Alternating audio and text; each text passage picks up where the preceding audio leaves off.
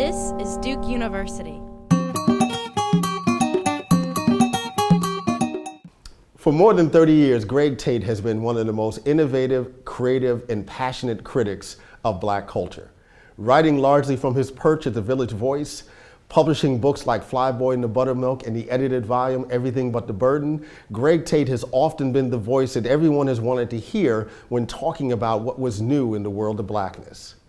Greg Tate joins us today via Skype to talk about Black science fiction, to talk about being a gourmand of Black culture, and the late Butch Morris. My name is Mark Anthony Neal, and this is Left of Black. Yeah. Eric, you're a real live G for this one. Yeah. Welcome to Left of Black. I am your host, Mark Anthony Neal, and we are joined today by a special guest coming to us from Harlem, Sugar Hill, Greg Tate. And where do I even begin, with an introduction to Greg Tate, whether it's heights, as James Brown would say. Whether it's the legendary book, Flyboy and the Buttermilk, whether it's the classic edited volume, Everything But the Burden, whether or not it's that long-standing career as a columnist and provocateur at the Village Voice, whether it's talking about Greg Tate as really kind of the centerpiece of what was a renaissance of Black critical thought in the 1980s with folks like Lisa Jones and Nelson George and Harry Allen and Joan Morgan, and we could go on and on. So great to have you on the show, Greg. Yeah, I'm glad we finally made this happen, man. I think we've been talking about it for about 3 years at least, right? Yeah, for real. And you're just getting back from Paris.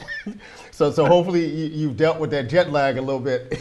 Oh, yeah. I'm straight now, Taught two classes, I'm cool. So Greg, this semester you're teaching up at Brown University, you're teaching a Black science fiction course. Talk a little bit about that course and your own interest in science fiction. Okay, well, the class is called The History of Afrocentric Futurism and Black Science Fiction. And it's about, given spring break, it's about a 12-week course. And given the time, we focus on Sun Ra, Samuel Delany, and Octavia Butler. And, but we also show a lot of film and video and YouTube clips and do a fair amount of discussion in there too. But I really focused on those three figures because I feel they're like the, the founding figures of the discipline to be. I don't think we can quite call it a discipline yet. There's not enough scholarship yet that really talks about the entire field of inquiry. But those are three people you definitely have to know about if you're going to talk intelligently about Afrofuturism, Black science fiction. And what's the response been from the students, right? Because whether we're talking about Brown students, and we could be talking about Duke students also, sure. But generally the general public, right? I mean, when they hear this idea of Blackness in science fiction, or if they hear a term like Afrofuturism, which is still trying to wrap their head around, I mean, what's the response been from the kids in the class? As Django said, I'm intriguing them. And fortunately, there's just so much great documentation to kind of throw at them. I mean, I hit them with like a very probably bewildering bank of images that includes everything from Josephine Baker to Daryl Chocolate Thunder Dawkins to Janelle Monáe with Grace Jones and Isaac Hayes and Jesse Jackson in the middle there. And then it goes, and then there's some toss back to Nat Turner and Harriet Tubman and Martin Delany and the North Star and the mystery. Because my notion of Afrofuturism definitely includes a lot of retrofuturism as well. In fact, I did a timeline that actually starts with the beginning of humanity in the Kalahari Desert, at least 250,000 years ago with the Sankoy people, because they did those very futuristic cave paintings. They have these elongated figures and transhuman type figures as well. So, definitely kind of stressing the point that African culture, Black diaspora culture has been kind of Afrofuturistic by necessity from the jump. Yeah, and I mean, it's interesting, right? I mean, because one of the figures I think about in this context is someone like George Schuyler, Sure. who's writing in the 1930s about, the grafting of whiteness, right, onto black bodies, right? At the same time that, Elijah Muhammad is processing this whole concept of Yaqub, right, in terms of the Nation of Islam. Are you talking much about Schuyler within this context and that kind of literary, tradition of Afrofuturism that we've seen in terms of black culture? Well, what I found, because this is my second time teaching the class, and so what I've tended to focus on is Sun Ra in the beginning. Like, we do about a good 4 weeks on Ra, and we're reading John Dwedd's biography. And in terms of the literary side of it, there's definitely a lot that's definitely been, excluded so that I can favor actually doing whole books by Delaney and Octavia Butler, because, you know how it is. It's like with the succession of time in a class, it goes slow and then it goes really fast. Right. So, once you start talking about, giving students enough time to kind of read and process like whole novels, we've definitely kind of burn up a lot of time, but Schuyler, there's a whole realm of people in terms of the literary tradition that you can look at. You can look at Du Bois. You can look at Ellison. You can look at Charles Chestnut. And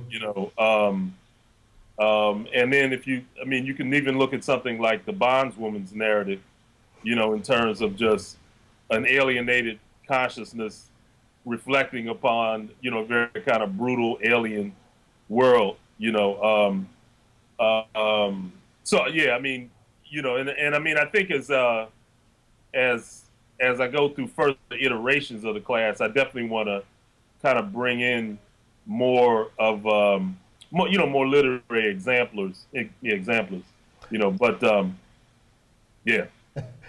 You're watching Left of Black. I'm your host, Mark Anthony Neal. We're joined this afternoon by the legendary writer and critic Greg Tate, talking a little bit about science fiction. And of course, we're just going to open it up now to talk more broadly about blackness, if you will. Blackness. So, Greg, one of the things that is really fascinating about your work these days is that, as folks try to navigate themselves around this kind of social media world, you really embedded on Facebook. And have regularly, your Facebook updates have become like these kind of mini manifestos, right? They kind of go traveling around the web. And I'm wondering what your response was, not so much to Django Unchained, but your response to the response to Django Unchained. Yeah, well, it's kind of interesting because, my the first time I saw it, it was actually at it was a screening for SAG actors in the Village. The audience was predominantly like young, ethnically diverse. But I went with my friend Latasha Diggs, who's also a Harlemite, and of course, because we're both like just two very sick puppies, genre exploitation film fans, like. We were rolling, you know what I mean? Because, dude can write some snaps. Yeah, for real. He can, and he's definitely great at like unpredictable plotting, and kind of shock events just turn up, where you're on there, and definitely good at kind of writing cliffhangers in the scene, you know what I mean? So, just in terms of the construction of the film as narrative, as full of outrageous incident and comedy. Yeah, I was totally with it. And so I went to see it a second time uptown because you got to go see it uptown in Magic Johnson.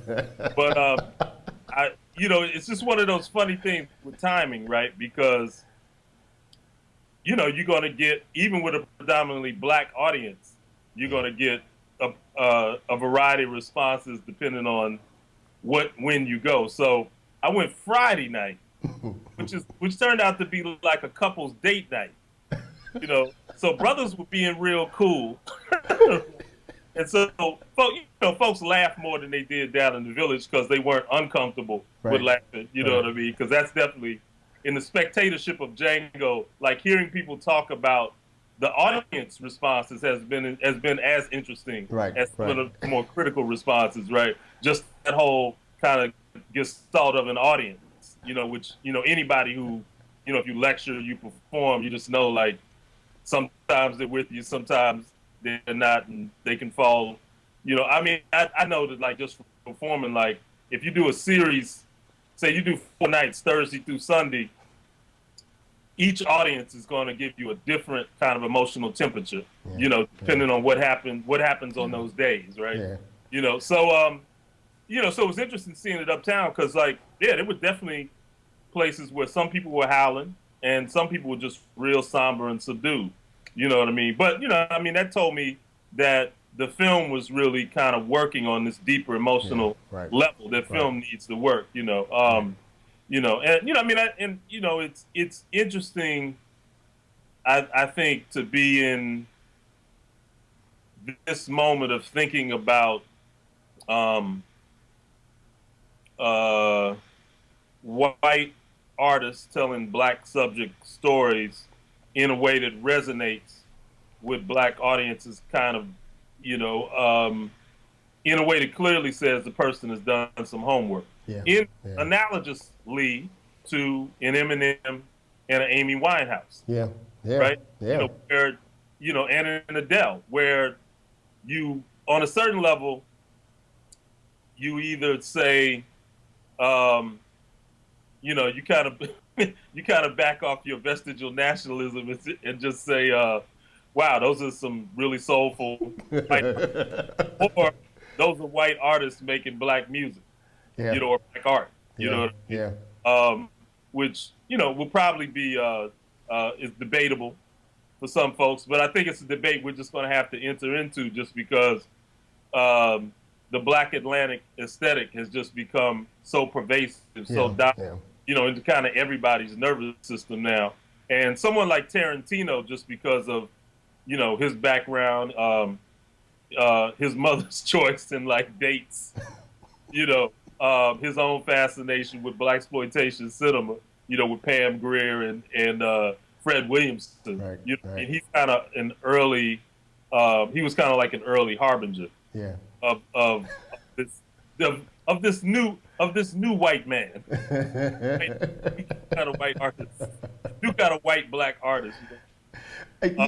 And I'll just say one last thing, you know, but, you know, when I kind of came to, like, my own little, you know, epiphany about white artists who, you know, who make black art, I was also thinking about these friends of mine from North Carolina, the Chavez brothers. They have a band called Apollo Heights, and aesthetically, they're definitely kind of coming from a place in between Marvin Gaye and, like, the Cocteau Twins.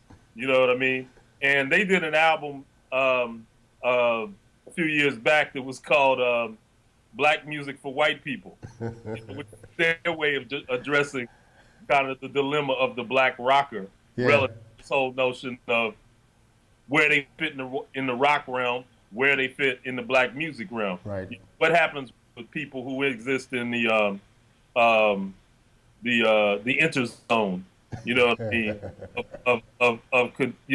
of black aesthetic, black musical aesthetics at least. So I just saw that on the table at you.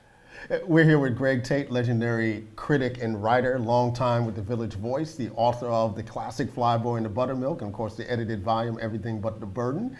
You know, one of the things I think is interesting about these conversations now, Greg, around Django, around Scandal, a few years ago around Precious and For Colored Girls, it almost seems as though we're using 1960s critical blinders on to 21st century culture. So we continuously hear this conversation about negative imagery as if there isn't literally a wealth of other images out there, right? You might not see it on NBC, on ABC. You might not even see it on HBO, right? But it's not like there aren't people out there working along broadband that are really kind of democratizing the kind of images that we see in the world. Yeah, but I think the thing is that I think as longtime music fans, we certainly know this, and music collectors, is that, when I say we, I mean definitely guys like you and me who just been kind of, soul music, Black creative music junkies for a long time, and going back to our teens, as collectors, you're omnivorous. Yeah. You know what I mean? Right. And you don't necessarily, we're so omnivorous that we don't think about things in terms of center and margin. You know what I mean? Yeah, because yeah. I know for myself, like, okay, growing up in DC in the 70s, Howard University station WHUR had just come online.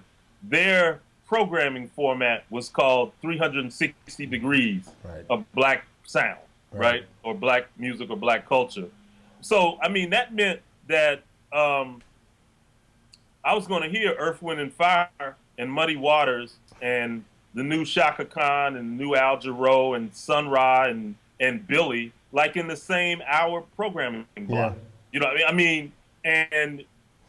that was complemented by the fact that if I went to a live show, I'd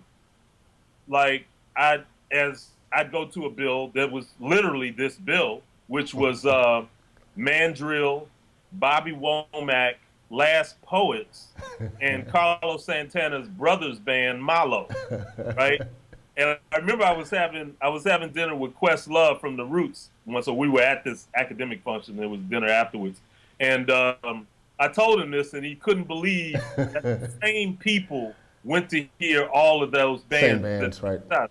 Yeah, the same people were interested in hearing that range of music, because in certainly his era, in terms of audience, folks are just really underdeveloped in terms of their exposure. They're underexposed relative to just the cornucopia of things that we were exposed to. And then with us, it wasn't just like a smorgasbord of artists, but then the artists themselves morphed.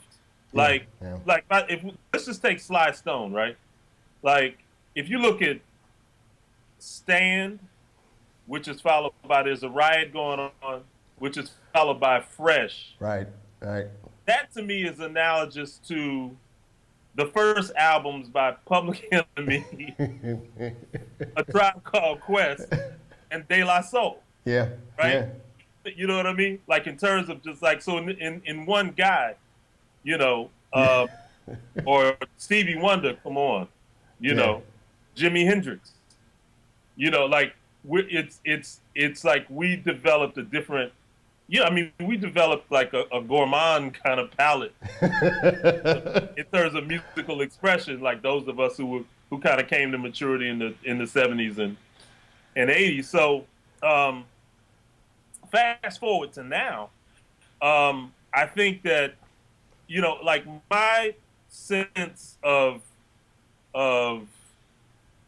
in terms of video, film, television images of Black folks, it's oversaturated with references.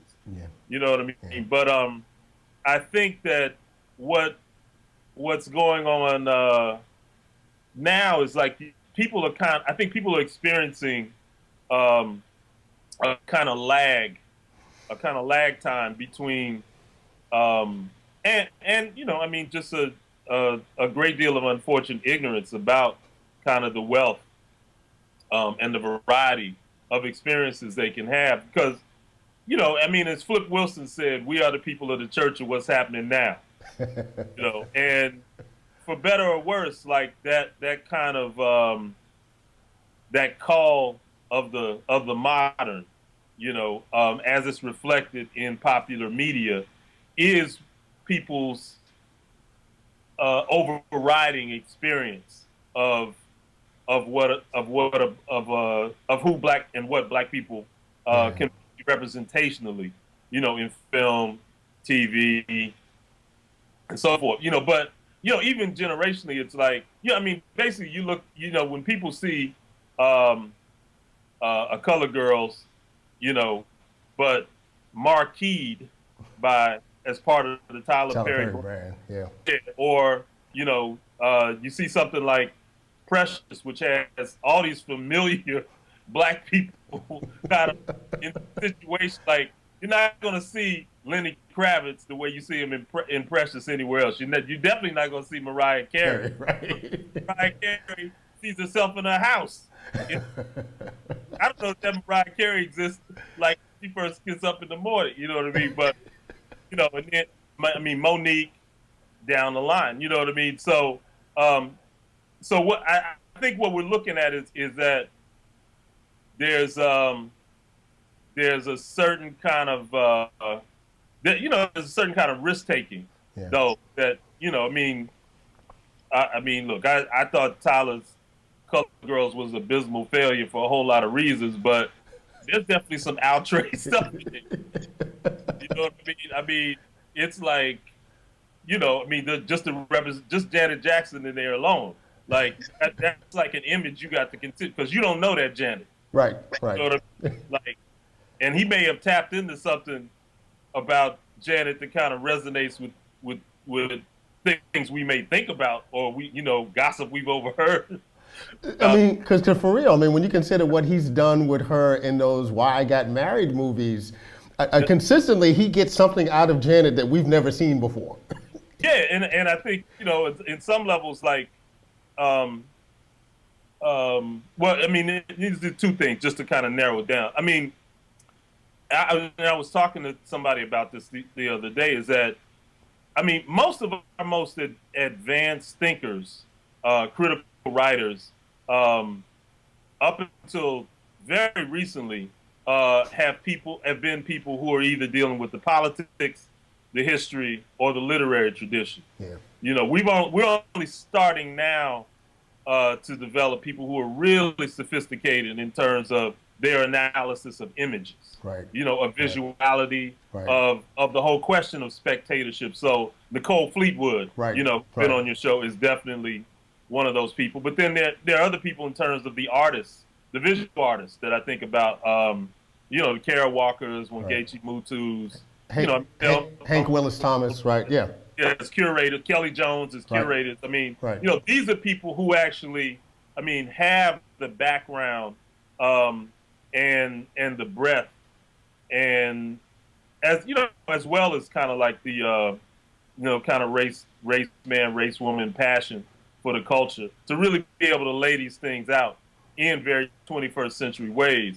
But I feel like a lot of the rest of us are kind of catching up in terms of even having the critical vocabulary to talk about these things we find very shocking, when we see them on the screen. And we see them now because I could probably go back in terms of independent black cinema, from the 70s, I mean, and find things that, I mean, just Melvin Van Peebles' Sweet Sweetback, Bill Gunn's Ganja and Hess, yes, right. Bill Gunn's Stop, which has rarely been seen. I mean, Warner Brothers destroyed one of the only prints, but I think in terms of like that kind of what people would call transgressive or taboo or shocking, provocative representation of black folks on mainstream screens,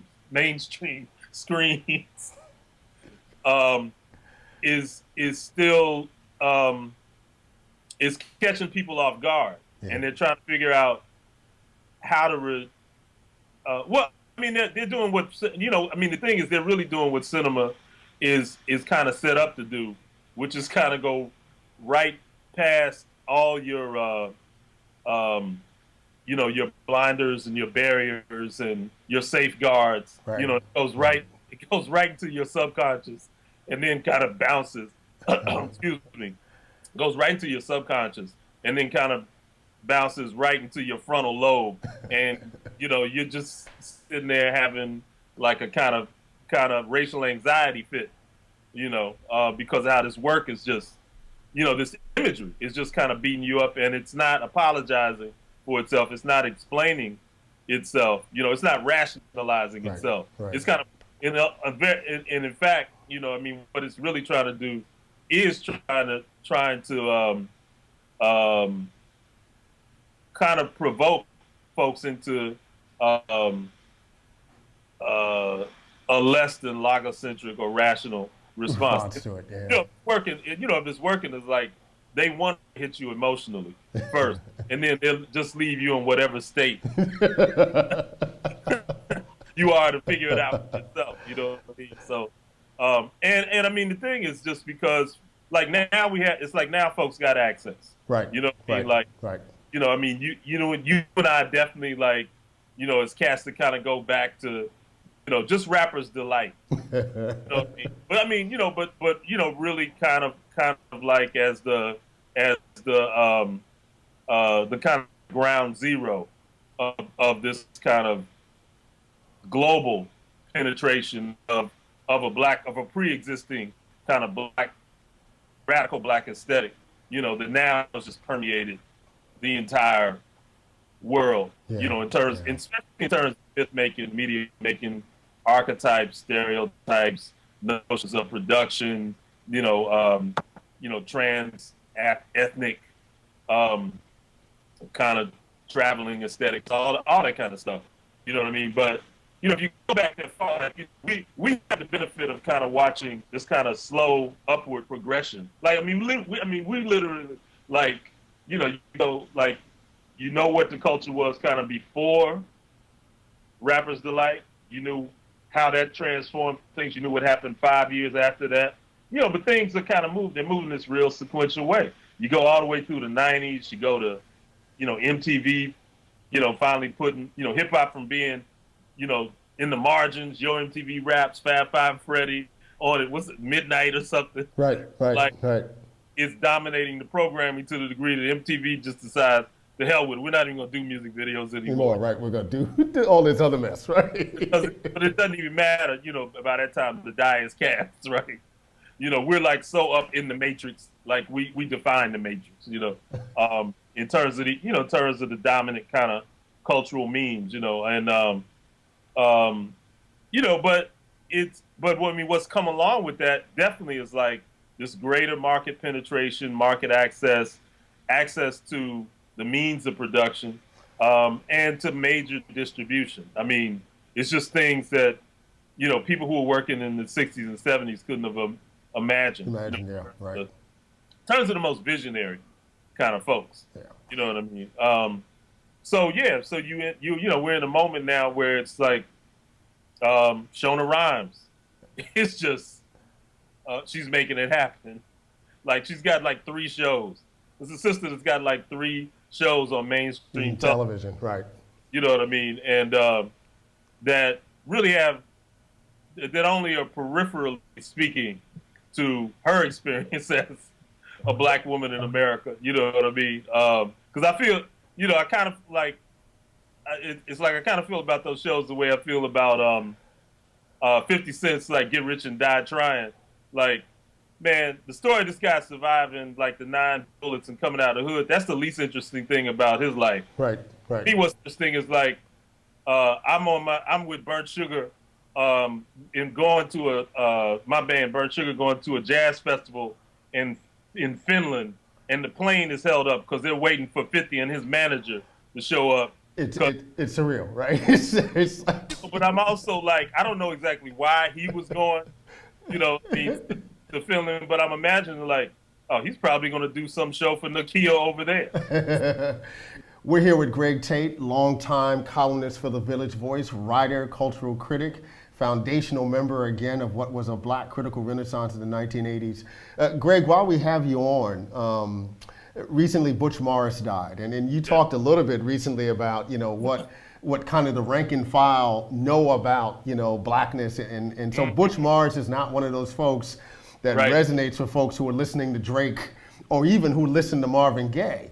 Or even John Coltrane. Or John Coltrane, right? So can you put someone like Butch Morris into some sort of context to really talk about how significant a figure he was? Okay. For those who don't know, the late dearly beloved, dearly departed Butch Morris, invented a system for conducting improvised music, which meant that he brought that guy you see at classical symphonic music concerts who's on the podium waving the stick around in front of 100 musicians. He brought that to improvised music. Yeah. And he brought that to what's called free jazz, freely improvised music. And he kind of he came up with a way to put, say, a band that had maybe 2 saxophone players and a turntablist and a punk rock guitar player and a bebop vibraphonist and a Japanese koto player and a Turkish doumbek player kind of in the same band, and be able to make an amazing concert of music with no rehearsal, no sheet music, and no tonal center, right? But at the same time, when he laid that baton down and he went through in the course of say an hour or 2 hours, this range of baton and hand signs that he created, incredible music was composed. Yeah. And it was composed from, often from musicians whose only exposure to one another had been during the workshop period to learn the cues. And what he asked was that people just musicians kind of surrender their need to put themselves at the center of the action to this community he was creating. So what he really did was, from my perspective, he re-democratized this whole community, global community of musicians who exist now, who know each other's traditions and vocabularies, or they're aware of one another's vocabularies, but there's so little opportunity for people that diverse, as diverse as the group I just mentioned, to just have a situation where they can come together and not clash, but actually flow. Yeah. And of course, there's a dictatorial paradox in the whole thing, right? Because, but at the same time, it's not like, you're under the regime of Butch Morris for the rest of your life. Right. For 45 minutes, got you, following the bouncing baton, So, it's a great intervention in terms of how music is made. And, as he said, before he passed, he said, based on his information, there's 40 conducting orchestras or regular ensembles around the world now. And Butch, he did these things, in about 4 continents, and I think he said 70 cities, over time. He worked all over the world. I saw him do conductions with all Japanese musicians playing the whole panoply of instruments, from traditional to digital. Saw him do it with all Turkish musicians. I saw him do one that was incredible. It was with some of his boys from downtown, Senegalese musicians and Chinese musicians who played traditional instruments. And he had to speak to those cats through translators, like a Chinese translator and a Senegalese translator, right? But he taught them the cues. They did an amazing performance on a rainy day under a tent in Chinatown. And that's the genius of the system, really. Yeah. Like if you want to talk about anything, it's literally like, in Star Trek, they have that thing, the universal communicator. Right. You can have like 20 different kind of alien different races, species. Yeah, but they can understand each other because of this, this byway, this passageway, the bikes, that kind of freely translates everybody's tongue instantaneously. And that's Butch. And what I found out at his memorial that was Butch as a person. You know what I mean? Like a friend of his said, like, we were just talking about just what a wonderfully diverse group of people were at the memorial. And a friend of his said, we can go to several cities around the world and we can recreate, that same kind of diversity among the people that knew and loved him, in Berlin or in Italy or in South America. You know what I mean? So, and, again, and then, this relates to our conversation about exposure as well. It's like, jazz musicians have always been like, on one, they're seen as our international emissaries and ambassadors and that kind of thing, representing us in the world. But they're also sponges. Yeah. They love to actually soak up the places they travel to. Yeah. They, hanging out. And people, because it is such an intimate art form, people invite you into their homes. Get to drink what they drink, smoke what they smoke, eat what they eat, right? You know what I mean? You get to know their local culture, in a really kind of profound and intimate, detailed, way. And Butch he's an avatar of that part of the tradition that Louis Armstrong and and people like Duke Ellington and Dizzy Gillespie, really initiated, in the 20s and 40s and 50s, and even the later people like Yusef Lateef and Randy Weston who actually go live in these spaces, really learn it like from the ground up. And so when I think about Butch, I think about definitely this guy just you just love to be around. He was a sage, you know what I mean? This was the brother who came from I think Watts community, Los Angeles, mid 60s. He was in Vietnam, as a medic, came back. He was already a jazz trumpet player then. And he came back and he was really trying to figure out, he was listening to the great musicians that were in the Los Angeles scene, in the 60s, like Black Arthur Blythe and Horace Tapscott and Bobby Bradford and his own brother Wilbur, and he was like, man, where's my thing? This is great, and he loved playing the cornet, loved playing the horn, but he was trying to figure out this bigger statement that could encompass, the wealth of his experiences. And so, as he tells it, he was on the GI Bill, he got back, went to take a class in conducting. He was curious about conducting. And at a certain point, he asked the teacher, said, if we're on page 25 of a Mozart score, and I want to go back to some information on page 3, how do I do that?